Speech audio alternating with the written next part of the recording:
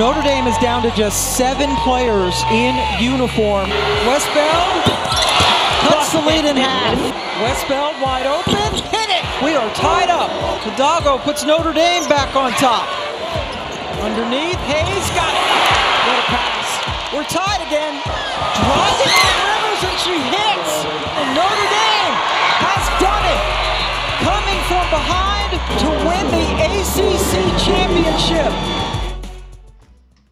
All right, Coach joins us. Coach, I just asked you during the break, this time of the year is crazy even for us, but does winning the championship in Greensboro, does that not seem like a month ago, or are we fast forward the clock now that the brackets are out? What's it like as a coach? Is it a whirlwind, or does it feel like it just happened yesterday? It's definitely been a whirlwind, but I can't believe that happened a week ago. And it's still crazy to think about it. I'm still excited, but obviously excited for this selection show yesterday and the road that's ahead for us. But winning the ACC was a dream. And to be able to take that title home was just unbelievable. I'll never forget it. How fun. I mean, it's always great to live vicariously through your team. And I think you did that one for folks who watched the game and the tournament.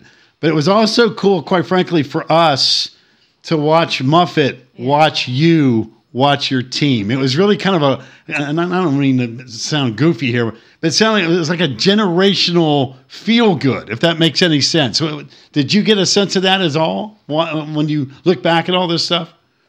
Absolutely. You know, Coach McGraw, obviously, somebody I learned from, and for her to see this program continue to excel, I know it has to be just a dream come true for her. She's one of my biggest role models, and I know that I'm kind of like a daughter to her. So it was a special moment to be able to share that with her afterwards, after the game, and for her to be there in the building. It was so electric, the energy, and for her to be able to experience that and share that and watch that in person, I thought was really special. Had us all crying. It's cool. Happy tears. All good tears. Since we're on the topic of Coach McGraw, the biggest thing she's ever taught you heading into tournament time, because this is a different kind of year, and how you handle a basketball team, maybe something you learned as a player too. I mean, yeah, just the mindset that you have to have, understanding like it's a new season, you have to be prepared. Everything is purposeful at this point, and just the preparation that goes into it. I understand that as a player and as an assistant watching her, and it is definitely a little bit of luck. Obviously, you have to play your best basketball right now, and just the preparation is what I learned the most about her. She was so detail oriented in the way that we prepared. We were always ready for whoever the challenge was or the opponent was. All right, so yesterday you mentioned being lucky. St. Patrick's Day, Selection Sunday happens. You pop up as a 2 seed. Your initial reaction to seeing you guys on the 2 line, and then also I need to know who decided for the all clean white fits yesterday, because they were really nice. Well, yeah, I mean, I've heard so many different scenarios, so I try not to read into too many things. And to be a 2 seed, we were kind of shocked. We were so excited, and biggest thing was to be able to host. Like that's such a huge accomplishment, and the highest seed we've ever had with me being head coach. And so I was really excited for that. And again, just to bring great basketball to the city of South Bend and the community was really something I was really, really excited about yesterday. Always appreciative of the moment, being able to dance. It's something that I never take for granted, and that was an awesome night. And the joggers, that suit was a gift from Under Armour. So shout out to Under Armour.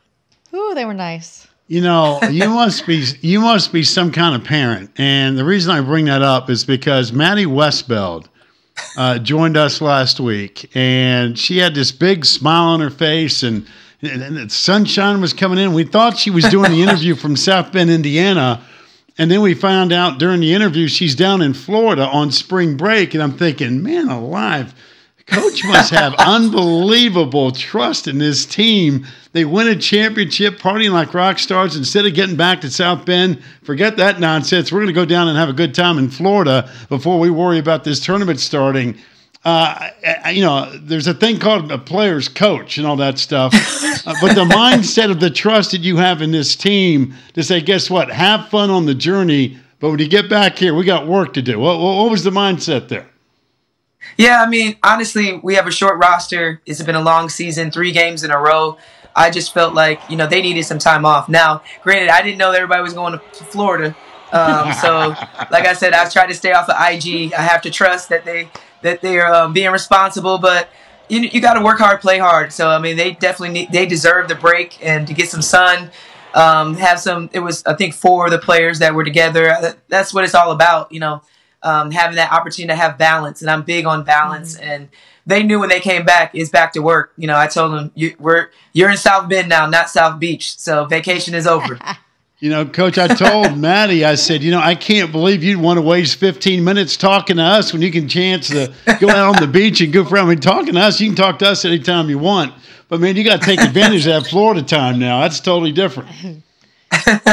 Yeah, she had a great time. So, and they came back refreshed, had a great reset, and we've had some amazing practices. You mentioned the short rotation. Kylie Watson, tough blow, another injury. I know she is such a big leader on this team, went down in the ACC tournament, confirmed she's done for the season with an ACL. How has that been within the confines of your building, and how you compensate for her loss moving forward, Coach? Right. That was such a bittersweet moment. Obviously, big win for us against Virginia Tech, but huge loss.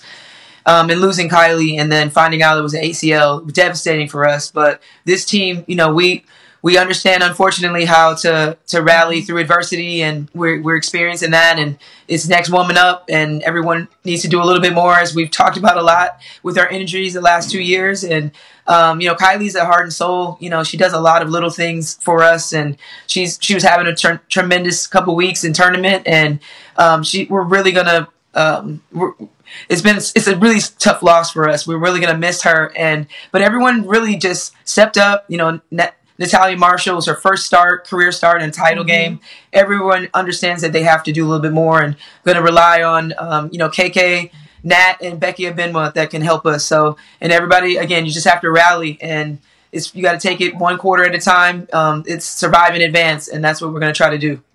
Coach, I know you're going to deflect this question, but I'm going to ask it anyhow, because I mentioned this last week that I thought, even though you won the ACC Coach of the Year a year ago, I thought you did your best job this year, quite frankly, given every time we've had you on the show, we've talked about, hey, what's Olivia's status and what's Sonia going to do? And now this one. I mean, it just seems like you've never been able to get out of the way of the injury bug, but yet it didn't stop this team from competing. In some respects, it made you tougher at the right moment in March.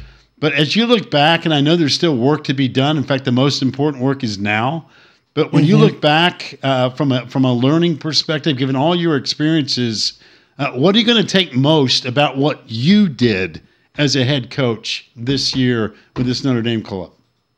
Right. Well, I appreciate that. Just trying to embrace the challenges, because that's what coaching is. You have to pivot. You have to adjust.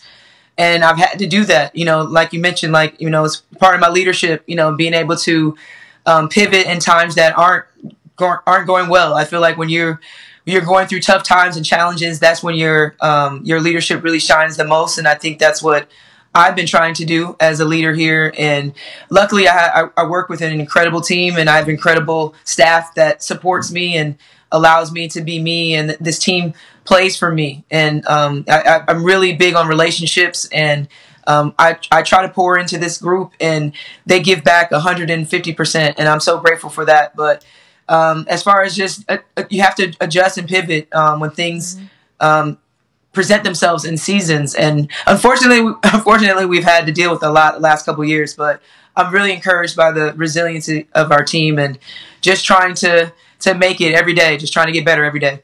Well, you've done a great job. By the way, has Shrewsbury come down to the office? Because at the end of the year, the men's team all of a sudden started beating everybody. I figured he was stealing some plays off your sheet or something. What was going on there? I steal stuff off of his sheet as well. So we have a ton of respect for each other. I love watching his practices, and he comes to mine, and we have a great working relationship and right next to each other in our building. So I'm fortunate to have a network at Notre Dame of support, and I'm really proud of him and what he's accomplished this season, taking over after Coach Bray, and excited for the future for the men's program. Yeah, big family ties there too. Since you know what it's like to be a player and a point guard and a leader on this team heading into an NCAA tournament, We've all gotten to watch Hannah Hidalgo. The rest of the nation gets to watch now, too. If you were to give her a piece of advice, and I know you do it all the time, heading into tournament play, what would you say to her? Because, like we said earlier, it is a little bit different. Right. Continue to have that March mindset. I kind of talked to her about that.